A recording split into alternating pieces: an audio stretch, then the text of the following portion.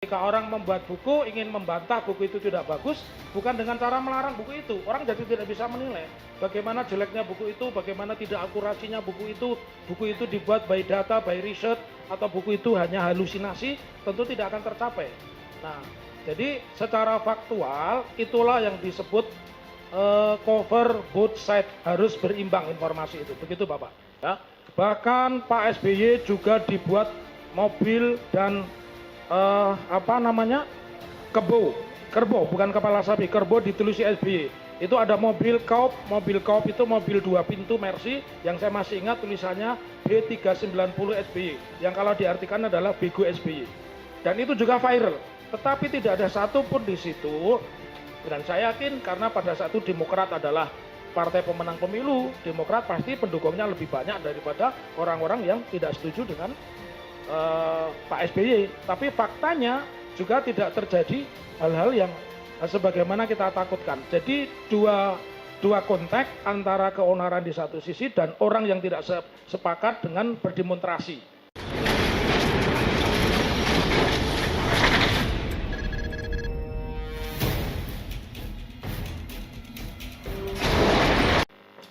Saya rasa cukup yang mulia. Terima kasih. Silakan Pak Ano, udah. Siap Bapak. Terima kasih. Terima kasih. Baik, ahli ya. Ya, terima kasih. Saya cuman secara umum aja. Ya. Hubungan hukum antara Joko Widodo dengan Bambang Tri dan Gus Nur itu kira-kira munculnya karena apa? Ya, karena pasti ada salah satu dari mereka yang merasa haknya dilanggar. Kalau Joko Widodo sebagai pribadi berarti itu ada hubungan privat. Tetapi kalau Joko Widodo dalam kapasitas sebagai presiden, tentu mereka warga negara yang berhubungan dengan presiden atau kepala negaranya. Begitu Bapak. Kemudian kalau ahli sendiri kenal dengan Joko Widodo semenjak kapan? Kalau saya dua-duanya bisa disebut kenal dan tahu. Karena waktu saya haji kedua tahun 2006, saya diantarkan Pak Jokowi, Bapak. Pak Jokowi ikut pidato. Sebelum jadi presiden kenal, Bro? Sudah kenal. Sudah jadi wali kota. Berarti sudah kenal. Dan di sini, sudah kenal. Di sini mungkin ahli tahu kan maksud pertanyaan saya. Betul. Ya, jadi Bambang Tri sama Gus Nur ini, kalau ini kan pendapat, kira-kira sudah kenal dengan Pak Joko Widodo kapan? Tidak tahu ya. Saya tidak tahu. Mereka itu yang bisa saya untuk gunakan menguji niat mereka. Ya. Menurut ahli secara hukum bisa nggak? Kalau niat itu kan sebenarnya kalau kita konteksnya hukum positif tentu niat itu berorientasi pada perbuatan. Kalau niatnya ada kemudian perbuatan itu ternyata memenuhi unsur pidana ya berarti niat itu tersambung begitu. Ya. Kemudian saya hubungkan dengan bahwasanya tidak boleh untuk menyerang jabatan, itu yang saya maksud, bisa dijelaskan. Tidak boleh untuk menyerang jabatan itu artinya ketika dia membuat konten atau apapun itu berorientasi pada kedudukan dan jabatan seseorang. Tetapi kalau dia membuat konten itu hanya ingin mempertanyakan tentang ini benar atau tidak, menurut saya itu belum sampai kepada orientasi jabatan begitu Bapak. Oke. Jadi saya hanya secara umum aja sebagai gambaran semua di sini ya. Bahwasanya mungkin secara umum juga bisa tahu kapan sih Bambang Tri sama Gus Nur itu kenal dengan namanya Joko Widodo. Kan begitu? Kalau tahu saya pikir mereka tahu, kalau kenal mungkin, kalau belum pernah salaman ya belum kenal. Kalau saya tahu Joko Widodo semenjak jadi presiden juga, sebelumnya juga saya nggak kenal. Kemudian ini, kalau dalam media sosial, nah, dalam media sosial itu kan ada menyebutkan atau menginformasikan. Padahal mungkin yang dituju itu salah satu atau bukan yang dituju itu hanya seseorang. Kemudian ada orang lain yang merasa ternyata kepentingannya itu atau privasinya ternyata juga tersentuh atau tersinggung. Nah, kemudian dia sendiri secara internet dia tidak mempunyai kemampuan untuk melakukan counter. Kira-kira dalam bentuk apa ya untuk melindungi privasi dan kepentingan dia itu? banyak yang bisa dia lakukan. Dia misalkan meminta tolong kepada orang yang mengerti media sosial, ya, atau dia coba mencari informasi kepada televisi, misalkan kan hampir setiap hari televisi itu memberitakan hal yang sifatnya viral. Jadi informasi itu boleh didapat dengan cara apapun, begitu menurut pendapat saya, Bapak. Kemudian itu kan masih dinilai secara imaterial. Ya, Ya. saya contohkan aja lah. Ya. Dia sebagai guru di situ. Ya. Kemudian dia menasihatin anak didiknya. Ya. Ini loh kalau kamu itu bekerja keras, Ya.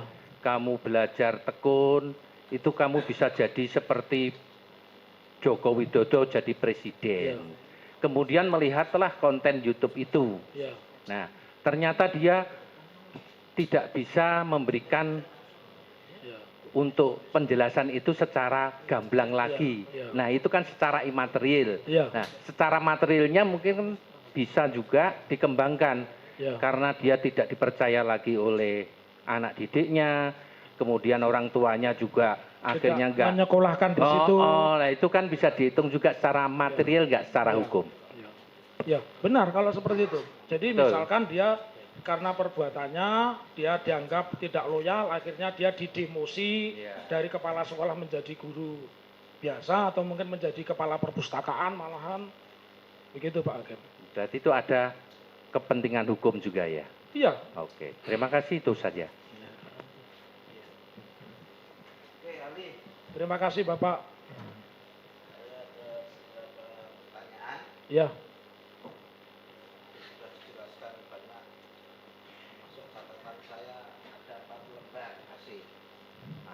Catatan saya 4 lembar. Kami saya hanya membuat 4 pertanyaan saja. Yang pertama, berkaitan dengan informasi transaksi elektronik. Itu ya. Itu. Apabila ada suatu podcast, wawancara ya, kemudian dimunculkan dalam YouTube. Ya. Di situ muncul, kan, semacam ada kerasahan, Ya. kemudian perbincangan, Ya. mulai dari sekolah, alumni, kemudian masyarakat, guru SMP, SMA, SD, SMP, SMA, Ya. dan seterusnya. Muncul demo, Ya. muncul tanggapan-tanggapan dalam YouTube juga dan lain-lain. Ya. Menurut ahli termasuk ini keresahan tidak? Itu cover box set di dalam bahasa informasi karena kita Coba informasi. dijelaskan, cover box set artinya apa? Ya, cover box set itu artinya keseimbangan. Jadi ada mekanisme di dalam jurnalistik karena kebetulan ketika lulus pertama kali saya menjadi wartawan, Bapak Hakim. Jadi saya sekolah itu dulu mencari pendapatan sebagai wartawan Suara Merdeka. Jadi saya menulis sejak kecil. Saya ingin mengatakan cover box set itu satu hal yang harus dimiliki setiap orang yang ingin menyiarkan berita, bahwa berita itu berimbang. Jadi berita itu berimbang itu misalkan memberitakan tentang X ini pribadi yang tidak bagus, maka dia harus mencari keseimbangan juga dari Y yang berbicara bahwa X ini bagus. Itu cover box set. Jadi kalau di dalam media tadi jadi persis yang saya deskripsikan, ketika orang membuat buku ingin membantah buku itu tidak bagus, bukan dengan cara melarang buku itu. Orang jadi tidak bisa menilai bagaimana jeleknya buku itu, bagaimana tidak akurasinya buku itu dibuat by data, by research, atau buku itu hanya halusinasi, tentu tidak akan tercapai. Nah, jadi secara faktual itulah yang disebut cover both side, harus berimbang informasi itu. Begitu Bapak. Oke, gitu ya. Iya. Ada keseimbangan dalam hal tadi membandingkan gitu ya. Betul Bapak, ya. Itu tujuannya supaya perbandingannya itu adil gitu ya. Iya, betul. Oke, yang pertama itu. Yang kedua, Saudara ahli tadi mengatakan berkaitan dengan masalah pembuktian. Ya. Oke, pembuktian. Pembuktian sebagaimana dalam hukum pidana selain bukti asli, Ya. gitu tadi ya. Ya. Selain bukti asli, tadi saudara ahli memberi contoh masalah mobil Ya. Toyota, Ya. apapun itu ya Toyota. Ya Toyota, orang yakin bahwa itu benar Oke. mobil Toyota. Itu ya. Ya. Seumpama contoh itu saya lanjutkan dengan Toyota. Ya. Toyota kemudian saya perlihatkan, Ya. kan? Sasisnya mungkin mereknya Toyota. Ya. Kemudian teretnya di situ Toyota dan lain-lain, begitu ya. Ya. Ini berkaitan mobil. Ya. Namun ini pertanyaan jadi lain. Itu tadi hubungannya sama Toyota ya. Ya. Pertanyaan saya, apakah pembuktian selain bukti aslinya, Ya. bukti di SD, di SMP, di SMA, teman-teman dan lain-lain, otoritas yang Ya. yang Memiliki kewenangan. yang memiliki kewenangan dan lain-lain, itu juga bisa pembuktian terhadap sesuatu tindak pidana. Bisa, makanya ada laboratorium forensik ya untuk menguji.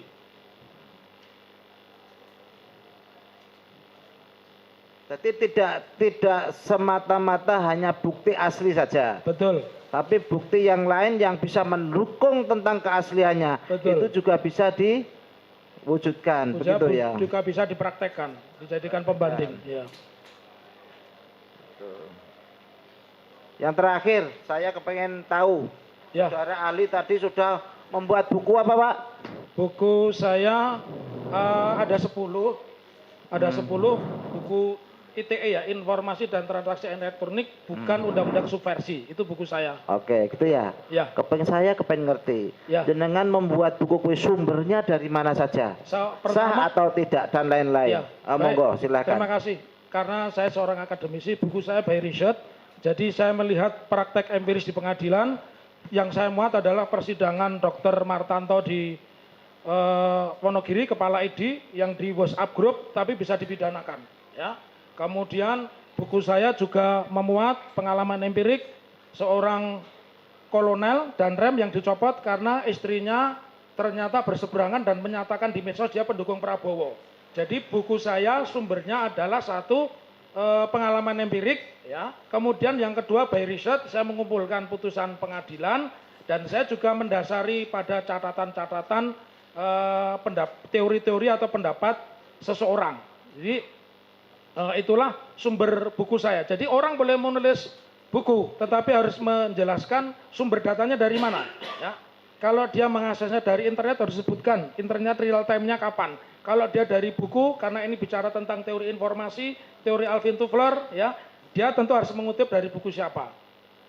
Terus yang terakhir, buku saya ini saya lengkapi dengan data-data perkara yang berhubungan dengan informasi dan transaksi elektronik yang saya dapatkan dari media cetak maupun media online. Begitu Bapak yang kami hormati. Oke, matur nuwun. Cukup ya, semua sudah memberikan pertanyaan, tinggal giliran saya. Mungkin kita hanya statement akhir aja dari ahli karena tadi sudah dijelaskan semua. Jangan susah-susah Pak Hakim.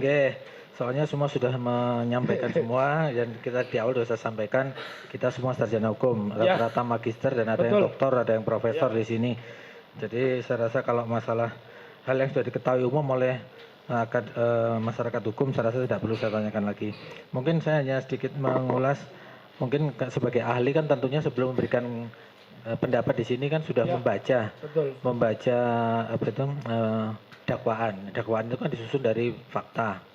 Sudah membaca dakwaannya? Kalau dakwaan sama sekali belum, karena belum. Karena bukan saksi fakta Bapak. Oh bukan saksi fakta. Soalnya kan saksi-saksi dihadirkan oleh jaksa penuntut umum sebelum berikan ke ahli, sebelum keahliannya kan ditunjukkan ini loh saksi A, B, C, D. Kalau saya seperti fakta. itu biasanya, tidak pernah membaca. Tidak membaca, dakwaan, Oke, karena tidak membaca, jadi mungkin saya sampaikan aja lah. Ada beberapa yang mungkin kelupaan disampaikan oleh penasihat hukum maupun penuntut umum. Mengenai ada beberapa unsur di dalam dakwaan.